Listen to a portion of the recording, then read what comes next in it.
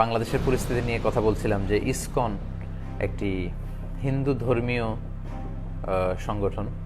দেখলাম যে চট্টগ্রামে কিছু ছোট্ট ছোট্ট কোমলমতি শিশুদেরকে ফুড ফর লাইফ একটি প্রোগ্রাম, ওদের রথযাত্রা,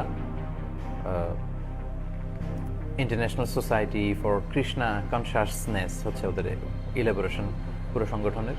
তো তারা ওই রথযাত্রার প্রসাদ খাইয়ে ছোট ছোট শিশুদেরকে দেখলাম যে হরে কৃষ্ণ হরে রাম এগুলো পড়াচ্ছে। তো এটা খুবই দুঃখজনক এবং খুবই অ্যালার্মিং আমাদের জন্য। এ ব্যাপারে অনেক ধরনের তথ্য আমরা পেয়েছি।